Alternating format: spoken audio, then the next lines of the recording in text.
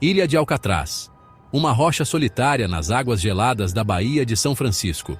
Por décadas, serviu como um lembrete das consequências de uma vida no crime. Cercada por correntes fortes e ondas implacáveis, Alcatraz era o símbolo máximo da justiça americana, inescapável, impenetrável, inescapável. Ou era o que todos pensavam. Na noite de 11 de junho de 1962, o impossível aconteceu. 3 homens, criminosos condenados sem nada a perder, ousaram desafiar a inexpugnabilidade da rocha. Seus nomes eram John Anglin, Clarence Anglin e Frank Morris. Esta é a história de sua fuga audaciosa, um conto que continua a fascinar e intrigar o mundo. A fuga deles causou um choque no sistema judiciário americano. Desafiou a própria noção de segurança e deixou as autoridades em busca de respostas. Como 3 homens presos no que era considerado a prisão mais segura do mundo, simplesmente desapareceram. A audácia de sua fuga e o mistério que cerca seu destino tornaram a fuga de Alcatraz um dos enigmas mais duradouros da história criminal. Alcatraz não era uma prisão qualquer. Era um lugar reservado para os piores dos piores. Homens que já haviam escapado de outras prisões, gangsteres notórios e aqueles considerados perigosos demais para instalações convencionais. De 1934 a 1963, Alcatraz abrigou alguns dos criminosos mais infames da história americana. Al Capone, George Metralhadora Kelly e Robert Stroud, o Homem-Pássaro de Alcatraz, todos passaram um tempo dentro de suas paredes. A prisão foi projetada para quebrar o espírito até do criminoso mais durão. As celas eram pequenas, a comida era insossa e os guardas eram rigorosos. As águas frias e implacáveis da Bahia serviam como um lembrete constante do isolamento dos prisioneiros. O impacto psicológico sobre os presos era imenso, o frio constante no ar, o silêncio ensurdecedor quebrado apenas pelos gritos das gaivotas e o peso sempre presente de seu confinamento desgastavam até a vontade mais forte. As tentativas de fuga eram frequentes, mas nenhuma jamais havia sido bem-sucedida. Até 1962. As mentes por trás da fuga de Alcatraz não eram gangsteres durões ou assassinos de sangue frio. Eles eram John e Clarence Anglin, irmãos da Flórida com um histórico de roubo a banco, e Frank Morris, um ladrão astuto e engenhoso com um QI de gênio. Movidos pelo desespero e um desejo de liberdade, o trio passou meses planejando meticulosamente sua fuga.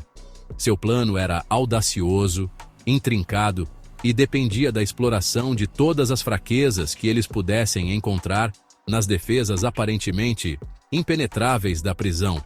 O plano era tão brilhante quanto ousado. Eles cavariam para sair de suas celas, usando ferramentas improvisadas, construiriam bonecos realistas para enganar os guardas e navegariam pelas águas traiçoeiras da Baía de São Francisco em uma jangada feita de capas de chuva.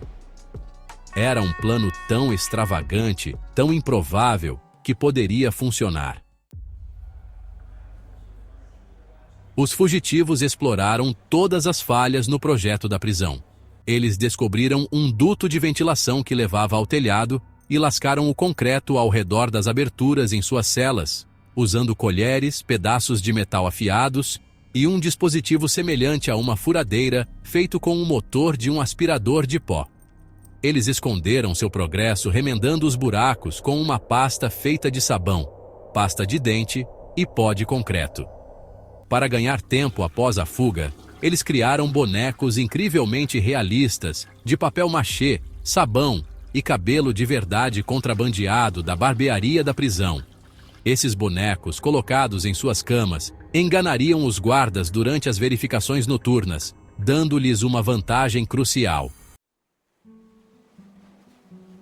A noite de 11 de junho de 1962 estava envolta em neblina, um cobertor espesso e assustador que vinha da Bahia. Era a noite que eles esperavam.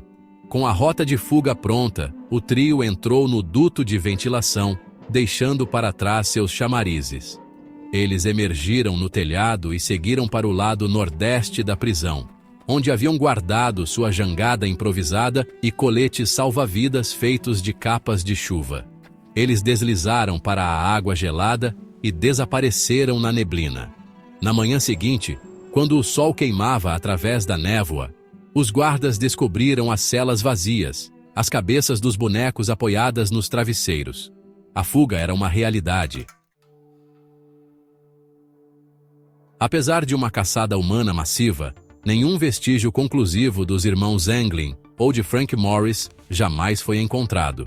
A investigação do FBI permaneceu aberta por anos, alimentada por avistamentos relatados e pistas tentadoras. Alguns acreditam que os homens se afogaram nas correntes traiçoeiras da Bahia, seus corpos perdidos nas profundezas. Outros se apegam à esperança de que eles chegaram à costa e desapareceram no anonimato de uma nova vida. Em 2013, uma carta, supostamente escrita por John Anglin, veio à tona.